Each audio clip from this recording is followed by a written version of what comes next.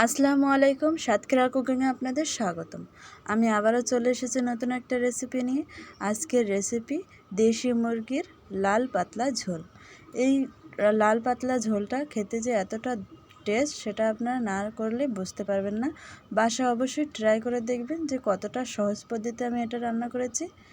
দেখুন তাহলে আমি এই মাংসটা রান্না করার জন্য কী কী উপকরণ নিই। এই মাংসটা রান্না করার জন্য আমি নিয়েছি 2-3টা আলু টুকরো করে বড় করে, নিয়েছি 2-3টা পেঁয়াজ কুচি করে, 2-3টা রসুন ছিলে নিয়েছি, আর 7-8টা শুকনো মরিচ। রসুন, শুকনো মরিচ আর পেঁয়াজ এগুলো কিন্তু আমি পেস্ট করে নেব। আর নিয়েছি জিরা, গরম মশলা।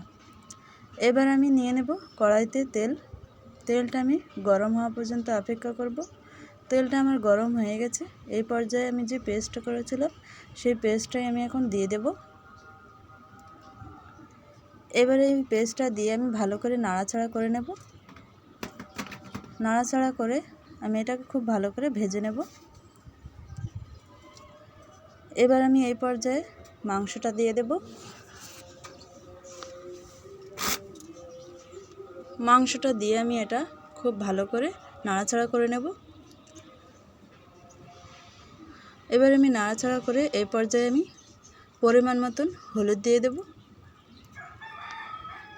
আর দিয়ে দেব স্বাদ মতো লবণ। এবার আমি এটাকে খুব ভালো করে নাড়াচাড়া করে নেব, আর এভাবেই প্রায় 3 মিনিটের মতন নাড়াচাড়া করে নেব। খুব ভালো করে কষিয়ে নিলাম। এবার আমি এই পর্যায়ে আলু দিয়ে দেব। এবার আমি আলুটাও মাংসের সাথে আরও ভালো করে কষিয়ে নেব।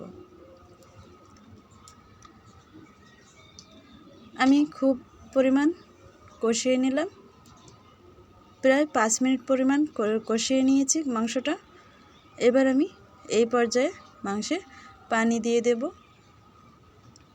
পানিটা আমি 1 কেজি মাংস সেহেতু আমি 750 গ্রাম পানি দিয়ে দিলাম। আপনারা যদি আরও একটু নরম খেতে চান কিংবা শক্ত যদি থেকে থাকে মাংসটা, তাহলে আরও একটু পানি অ্যাড করে নেবেন।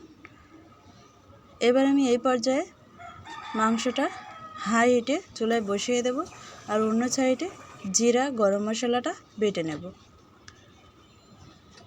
এবার আমি চুলার যে হাই হিটটা দিয়েছিলাম, ঝোলটা যেহেতু ফুটে উঠেছে, এই পর্যায়ে আমি চুলার আঁচটা মিডিয়াম থেকে হাই হিটের ভিতরে রেখে দেব। 5 মিনিট জাল করে নেওয়ার পরে আমি এটাতে গরম মশলার যে পেস্ট সেটা দিয়ে দেব, এবং দিয়ে আরও 5 মিনিট জাল করে নেব। আমার মাংসটা হয়ে এসেছে, কিছুক্ষণ পরে আমি এটা নামিয়ে নেব।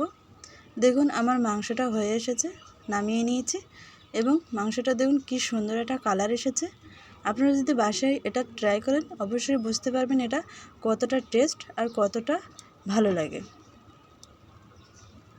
আমার ভিডিওটা যদি আপনাদের ভালো লেগে থাকে অবশ্যই লাইক, কমেন্ট, শেয়ার এবং সাবস্ক্রাইব করে রাখবেন। ভিডিওটা দেখার জন্য ধন্যবাদ।